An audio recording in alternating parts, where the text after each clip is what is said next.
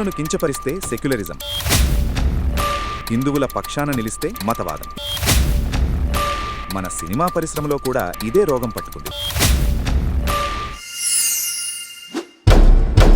మన దేశంలో సెక్యులరిజం అనే పదానికి అర్థం మారిపోతుందా? హిందూ దేవుళ్లను అవమానిస్తే అది భావ ప్రకటన స్వేచ్ఛ, అదే హిందూ సాంప్రదాయాలను కాపాడాలని తీర్పిస్తే అది సెక్యులరిజంపై దాడా? ఈ ద్వంద్వనీతేంటి? కొందరి సూడో సెక్యులరిజం అంటే కపట లౌకికవాదం వెనక ఉన్న అసలు స్వరూపమేంటో ఈ రోజు చూద్దాం. కొన్ని నెలల క్రితం సుప్రీంకోర్టు న్యాయమూర్తి జస్టిస్ గవాయ్ హిందూ దేవుడిని కించపరిచేలా వ్యాఖ్యలు చేసినప్పుడు మన దేశంలోని సో కాల్డ్ సెక్యులర్ గ్యాంగ్ అంతా దాన్ని సెక్యులరిజం అని, భావ ప్రకటన స్వేచ్ఛ అని తెగ సమర్థించారు. వాళ్ళకి అది తప్పుగా అనిపించలేదు. కానీ అదే సమయంలో Madras high court judge justice Swaminathan Thiruparankundram కొండపై కార్తీక దీపం వెలిగించవచ్చు అని హిందూ భక్తుల మనోభావాలను గౌరవిస్తూ తీర్పిచ్చినప్పుడు అదే గ్యాంగ్ అంతా ఇది సెక్యులరిజంపై దాడి అంటూ ఆయనపై విరుచుకుపడింది. ఏకంగా ఆయన్ను పదవి నుంచి తొలగించాలని పార్లమెంట్లో తీర్మానం పెట్టింది. చూసారా ద్వంద్వనీతిని? హిందువులను కించపరిస్తే సెక్యులరిజం, హిందువుల పక్షాన నిలిస్తే మతవాదం. ఈ కపటత్వం కేవలం కోర్టులకే పరిమితం కాలేదు, మన సినిమా పరిశ్రమలో కూడా ఇదే రోగం పట్టుకుంది. ది కశ్మీర్ ఫైల్స్ లాంటి సినిమా వచ్చి కశ్మీర్లో హిందువులపై జరిగిన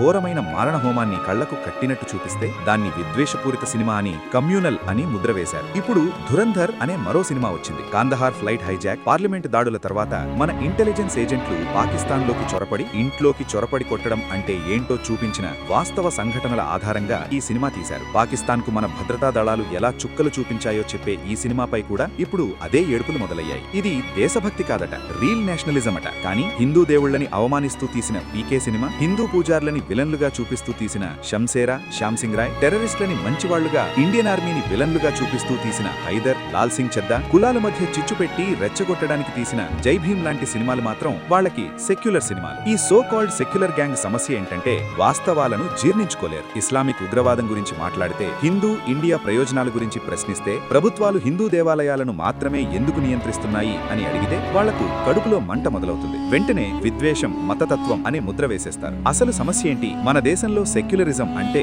కేవలం హిందువులు మాత్రమే పాటించాలా? హిందువులు తమపై జరిగే అన్యాయాన్ని ప్రశ్నించకూడదా? తమ చరిత్రను, తమ విజయాలను సినిమాల్లో చూపించుకోకూడదా? ఈ కపట లౌకికవాదంపై మీ అభిప్రాయం ఏంటి? నిజాలను నిర్భయంగా చెప్పే ఇలాంటి సినిమాలకు మనం అండగా నిలబడాలా వద్దా? మీ సమాధానాన్ని కింద కామెంట్స్ లో తెలియచేయండి. ఈ వీడియోను అందరికీ షేర్ చేసి ఈ ద్వంద్వ నీతిని ఎండగట్టండి. జై హింద్.